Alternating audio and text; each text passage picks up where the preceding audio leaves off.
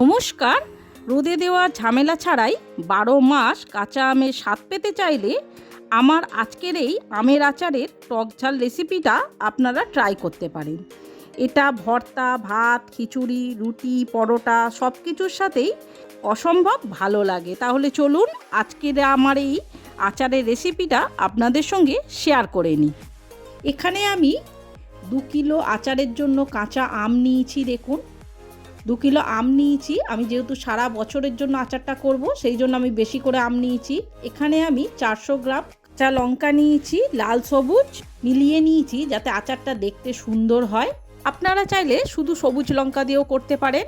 এখানে আমি আরও 2 কোয়া রসুন আর 2 ইঞ্চি আদা আমি নিয়েছি। এবার এই সবগুলোকে আমি একটা চপারের সাহায্যে আমি চপড করে নেব। আপনারা চাইলে বটি বা ছুরির সাহায্যে একদম মিহি করে আমগুলো কুচিয়ে নিতে পারেন। আমি এখানে আমের খোলা ছাড়াবো না, আমের খোলা সমেতই আমি এগুলোকে চপড করব। তাই ছোট ছোট করে আমি টুকরো করে নিচ্ছি যাতে চপারে চপ করতে আমার খুব সুবিধা হয়। আমি সমস্ত আম দেখুন এখানে কেটে ছোট ছোট করে টুকরো করে নিয়েছি এইভাবে। এইবারে একটা চপার নিয়ে আমি তার মধ্যে আমের টুকরোগুলো দিয়ে দেব। দিয়ে এবার খুব মিহি করে না, এরকম কিছুটা ছোট ছোট টুকরো করে আমি চপড করে নিয়েছি। আর লঙ্কাগুলোকেও আমি সেই একইভাবে দেখুন টুকরো করে নিয়েছি। একই সাথে আমি আদা রসুনটাকেও সেই একইভাবে ছোট ছোট করে চপড করে নিয়েছি। এবারে এইগুলোকে আমি সাইডে রেখে দিয়ে এবারে আচারের জন্য আমি একটা মশলা রেডি করব। তার জন্য গ্যাসের মধ্যে কড়াই বসিয়ে তার মধ্যে আমি 4 চামচ ধনে, 4 চামচ মৌরি, 4 চামচ জিরে, এখানে আমি 2 চামচ মেথি আর 2 চামচ জোয়ান দিয়ে এবার মশলাগুলোকে আমাদের খুব অল্প আঁচে এবার হালকা করে ভেজে নিতে হবে। খুব বেশি আমাদের নাড়াচাড়া করব না, এরকম হালকা একটু ভাজা ভাজা হলেই হয়ে যাবে। এবার আমি গ্যাস থেকে নামিয়ে মশলাটাকে ঠান্ডা করতে দেব। আর ওই গরম কড়াইটার মধ্যেই এখানে আমি 100 গ্রাম কালো সর্ষে আর 50 গ্রাম হলুদ সর্ষে দিয়ে সামান্য একটু নাড়াচাড়া করে নেব। আমার কিন্তু এখানে গ্যাসটা অফ আছে, খালি কড়াটা গরম আছে বলে গরম কড়াইয়ের মধ্যেই আমি সামান্য একটু নাড়াচাড়া করে নিলাম।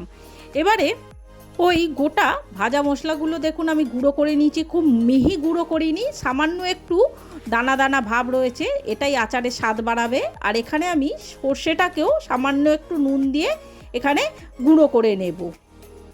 অন্যদিকে সেই কড়াইটার মধ্যেই এবার আমি গ্যাস জ্বালিয়ে এখানে আমি 500 মতো পরিমাণ আমি সর্ষের তেল দিয়ে দিলাম। এবারে এই তেলের মধ্যে এক এক করে আমি 1 চামচ কালো জিরে দিয়ে দিয়েছি। এবারে এর মধ্যে আমি সেই কুচানো রসুনটা দিয়ে দেব। দিয়ে এবার নাড়াচাড়া করতে হবে তেলটা আমাদের ফোটা পর্যন্ত। তেলটা যেই ফুটে উঠবে তখনই আমি গ্যাসটাকে অফ করব। তেলটা যখনই দেখুন এরকম ফুটে উঠেছে, এই সময় আমি সেই কুচানো আদাটাও দিয়ে দেব। দিয়ে এবার আমি গ্যাসটাকে অফ করে দেবো। গ্যাসটা অফ করে দিয়ে এই গরম তেলের মধ্যেই এটা কিছুক্ষণ নাড়াচাড়া করতে হবে। এই সময় কিন্তু আমার গ্যাস অফ করা আছে। এবারে এই তেলের মধ্যেই এবারে আমি এক এক করে এখানে আমি কাশ্মীরি লঙ্কা গুঁড়ো 1 চামচ দিলাম, 2 চামচ হলুদ গুঁড়ো দিলাম। দিয়ে এবার খুব ভালো করে নাড়াচাড়া করে এটা মিশিয়ে আমি রেখে দেব। অন্যদিকে আচারের জন্য আমি একটা বড় পাত্র নেব, যে পাত্রে আমি আচারটা সব কিছু একসঙ্গে মিশিয়ে রেডি করব। আমি একটা বড় পাত্র নিয়ে নিয়েছি, তার মধ্যে এক এক করে আমি সেই চপড আমটা দিয়ে দেব। তারপরে এবারে আমি সেই চপড করা লঙ্কাগুলো এর মধ্যে ঢেলে দেব। সমস্ত লঙ্কা আর আমটা একসঙ্গে ঢেলে দিয়ে এবারে সেই গুঁড়ো করা মশলাগুলো এর মধ্যে আমি এক এক করে দিয়ে দেব। প্রথমে সেই গুঁড়ো করা মশলাটা দিলাম, এবার সেই সর্ষে গুঁড়োটা আমি এর মধ্যে দিয়ে দেব।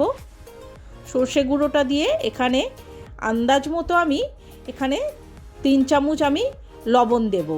এবার দিয়ে এবার সেই গরম তেলটা এখন উষ্ণ গরম থাকতেই আমি এই আচারের মধ্যে দিয়ে দেব। দিয়ে খুব ভালো করে এবার আচারের সঙ্গে মিশিয়ে নিতে হবে।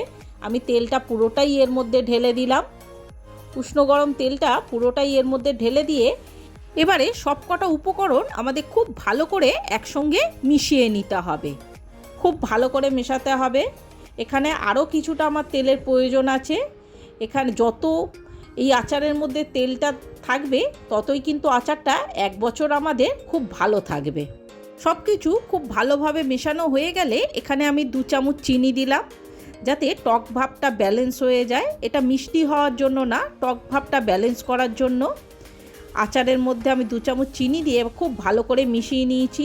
দেখুন আচারটা কতটা লোভনীয় দেখতে হয়েছে, দেখেই এটা এখনই খাওয়ার মতো ইচ্ছা হচ্ছে। তাহলে বন্ধুরা, এই আচারটা আপনারা সারা বছর সংরক্ষণ করে রাখতে পারবেন। আর এটা যখনই আপনাদের মন চাইবে সব কিছুর সঙ্গে অনায়াসেই আপনারা এই আচারটা খেতে পারবেন। এটা যে কোনো খাওয়ার টেস্টকে আরও দ্বিগুণ বাড়িয়ে দেবে এই আচারটা। তাহলে বন্ধুরা, আমার সব কিছু মেশানো হয়ে গেছে। এবার আমি এইটাকে জারের মধ্যে ভরবো। তো যে জারে আমি ভরবো সেই জারের তলায় আমি প্রথমেই কিছুটা সর্ষের তেল আবার আগে থেকে দিয়ে দেব। দিয়ে এবার আচারগুলোকে আমি এক এক করে এক একটা জারের মধ্যে আমি ভরে নেব। এখানে আমার 2টো কাঁচের বয়াম আমি আচারে ভর্তি করে নিয়েছি। এবার এই বয়ামগুলোকে আমি সারা বছর যখনই ইচ্ছা হবে তখনই আচার যে কোনো কিছুর সঙ্গে আমি অনায়াসে খেতে পারবো।